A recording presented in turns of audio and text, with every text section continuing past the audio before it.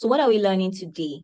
You're going to be learning about the problems that are affecting our society, our planet, and our economy. And in case you're new to the innovation workshop, you actually learn the differences between the society, the planet, and the economy, because they're actually very different. And if you want to become a player in development, you need to understand that these three are actually very, very different. Then you're also going to be learning how you can identify a problem that you can solve.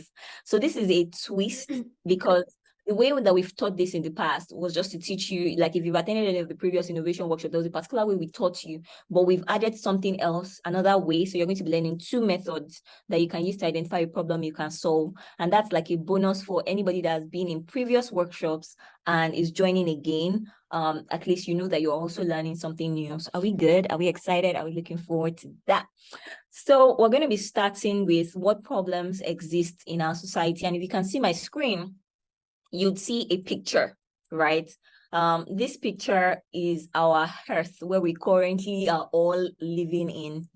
And, you know, it's very funny being on Earth right now, not knowing that there's so much affecting the world, but there really is so much affecting the world as we are right now. So this picture sort of gives a description, like a little bit of hint into what might be going on. So if you look at this picture, you'd see dead fishes, you see polluted water, you'd see fire affecting trees being cut down, you would see smoke, that's carbon emission, you see animals feeling like, you know, they've been let out of their homes and their habitat, and so on and so forth. So this picture obviously depicts some of the things that we're going through on Earth right now. Now, the Earth being a home for all of us does not just abhor human beings, right? Human beings are only one of the living things that exist on Earth. We have other things that live here with us, including non-living things as well. But we have plants, we have animals that live here with us on Earth that constitute living things. We have, you know, the oceans, we have the sky, we have the atmosphere, we have all those other things as well. So human beings are not the only things here. And then we also have institutions that have been placed on Earth to ensure that everyone who is here lives a good life. So it's not enough that you're just born. You are not just born, you just grow up and then you just, you know, live your life, and some things have to be put in place to ensure that your life on Earth is, you know, as seamless as it can be, basically. And so you grew up, you're like, oh, I want to eat. Something has to put that food on the table for you. You grew up and like, I want to wear clothes. Something has to ensure that that clothes is provided, right? And that's basically how it is on Earth. So aside from the human beings that we have, we also have other things like the animals, you have the other things like the plant, you have other things like the oceans, you have other things like the institutions, like your courtrooms, your churches, your mosque, your financial organizations, your banks. You have those institutions that have been established to ensure that your country is running the way it's supposed to run. Now, all of these things can be categorized into three major segments, and all the three major categories form the areas of sustainable development. So if you're here and you're looking to work in the development space or the development sector, it's very important for you to be able to categorize these three very well, right? So when you say I'm a development professional, or when you say I run an NGO or I work with an NGO, I volunteer with, you know, a civil organization or whatnot, you'll be able to say, oh, I know that the work we're doing is actually a societal problem or an economic problem or an environmental problem. So every problem that is affecting the Earth can actually be categorized into these three areas of sustainable development. The first one is the society. And I'm sure that quite a number of us, we've heard social impacts. I'm a social impact maker. I am a, which other word do we use? Social development expert. We use social development a lot. Most of the time we use it erroneously to describe everything that development is. But development is not just social impact. Social impact is just one of three other areas of sustainable development. So when you say that you're a social person, are you really a social person? How do you know that you're a social person? How you know is you look at the work you're doing, you look at the problem you're solving, and you're asking yourself, does this problem affect people? Or does it affect the peace of my country or my community? So if you look at a problem like poverty, poverty is a problem that is affecting people. If you look at a problem like lack of quality education, that's a problem that is affecting people. If you look at a problem like lack of good health and well-being, that's a problem that is affecting people. If you look at the war that is currently happening in Israel and Palestine. That's a problem affecting the peace of people. And, people are dying as a result of that. So definitely that is a social problem. So if you're working in healthcare, or you're working in education, you're working to ensure that you put food on people's table, you're working to ensure that everywhere is peaceful, you know that you're working in the social arm of sustainable development. Are we clear? Now, the second arm is the environment, right? The environment arm. And I'm sure many of us in this day and age, you would have heard about the environment, because a lot of people are climate activists, climate actors, climate change enthusiasts, and whatnot. And, one of the reasons why the environment is so popular now is because we've realized that there are certain actions that we're doing that is harming our environment. This is not just harming people, it's harming the earth, it's harming our planet, right? So look at the picture that is on your screen now. You can see that these fishes are dead. You can see plastics in our ocean. You're going on the street, everywhere is just polluted. Because people want to be industrialized, we are releasing harmful substances into the atmosphere. And as a result of that, the earth is revolting, for lack of a better word. The earth is, how we used to say mother nature, and nature is something that by its own self, it's a very good thing. Nature heals, nature is calm, nature is peaceful.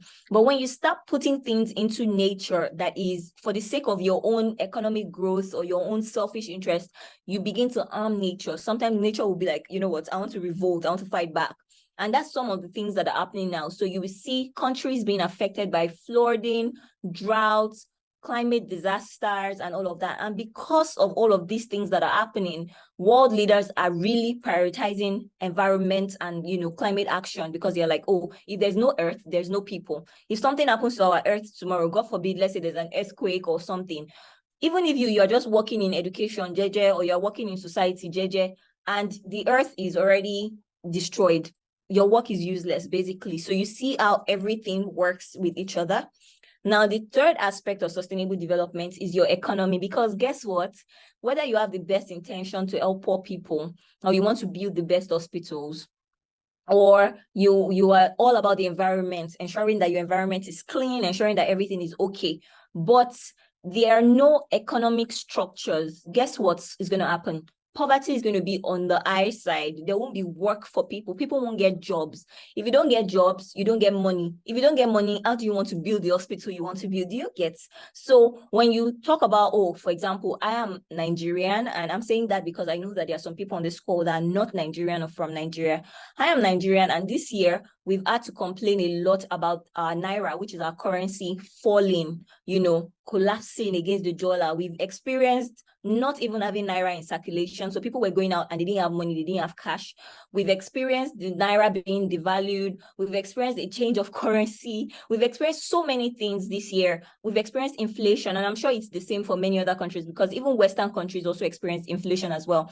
And it was affecting everybody. You want to buy water, and something that was costing you very, very tiny amount before has been increased, is more expensive. And so you want to do your society work, or you want to do your environment work, but the economy is also affecting you, right? So there are some people that's their own work, is to regulate the economy and to ensure that our institutions are working very, very well. Right. Moving to the second part of today's workshop, which is how to identify the right problems to solve. Now, at this point, I want the workshop to be interactive. So whatever it is you're learning, you came here with your notepad, right? And you came with your pen. So try to just put something together. It will even make it easier for when you go into the breakout rooms, because then you'll be able to interact with what you've already written down.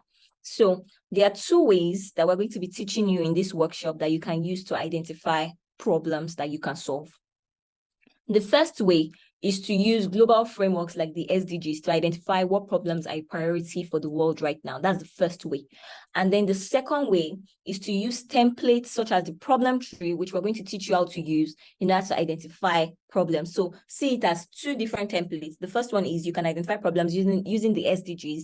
And the second one is you can identify problems using the problem tree. So let's start with the SDGs, right? So we found that one of the SDGs, remember I said there are 17 in number. And remember I said you should look at them from the perspective of the problems that they're addressing. So if there's an SDG that says no poverty, it means that there is a problem of poverty. That already just tells you that there's a problem of poverty. So automatically you already have identified the problem, which is poverty.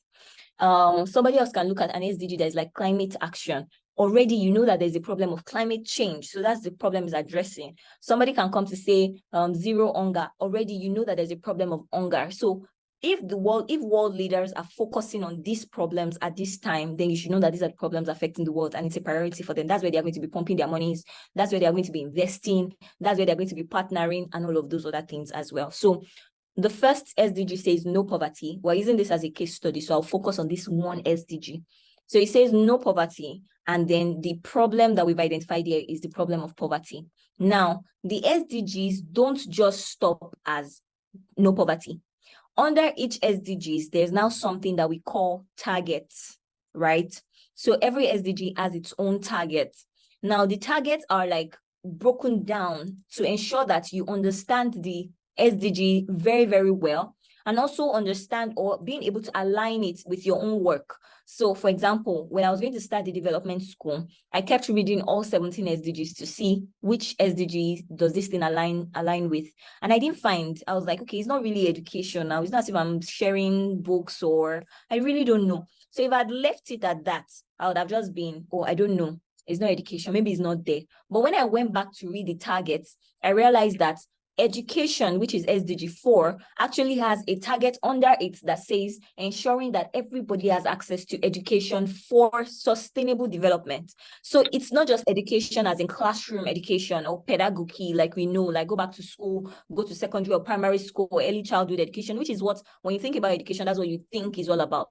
But when you read the targets, you'll be able to even understand that education actually also entails education for sustainable development. Education actually entails global citizenship education as well, right? So the targets are extremely useful. So looking at this example, remember that we're still talking about one of the ways, which is using the SDGs to identify problem.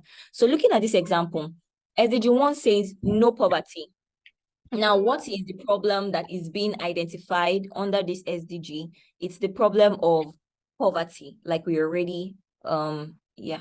I'm sorry, I needed to mute somebody, but I would appreciate if like my TDS people, you guys are co-hosts, maybe when somebody else joins and they don't mute, please kindly help me do it and all.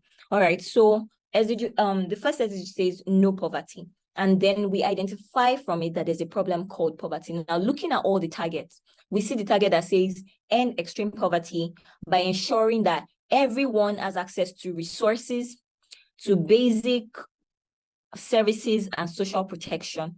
There's another target that says everyone, regardless of gender, race, they have equal rights to economic resources, including access to land, property, and financial services. When you look at this from the perspective of the problem, what this is telling you is that there are some people right now that don't have the right to economic resources like a land, property, and financial services just because of their economic status, just because of their gender, just because of their race, just because of their ethnicity. They don't have access to this thing. It's not in their rights. Now, this one is different from you not having the money to buy it too.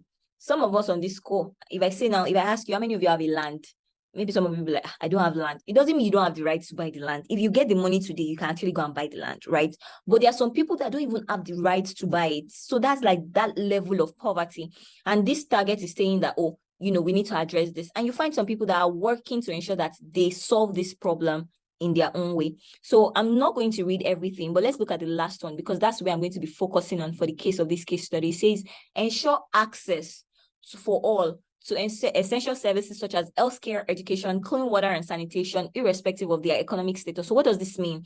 It means that somewhere, somehow in the world today, there are some people that don't have access to healthcare. They can't go to the hospital. They don't know how to get drugs. They don't have access to healthcare. They don't have access to education. They don't have access to clean water, sanitation, just because they are poor, right? So you can see that no poverty is very vague. But when you read the targets, you'll be able to understand it even deeper. So let's say that we have looked at the targets now. You then reverse it to ask yourself, what problem is this target addressing? And by virtue of looking at the target, we've been able to establish on this call that there are some people within our communities that don't have access to healthcare simply because they are poor. So you see, have we been able to identify a problem? Yes or no? Yes, right? So that's how you identify problems using the Sustainable Development Goals. So this is the problem that we've identified: lack of an essential service, which is healthcare. in rural or marginalized communities, because some people cannot afford these things, they don't have access to healthcare. So that's the problem that we have identified.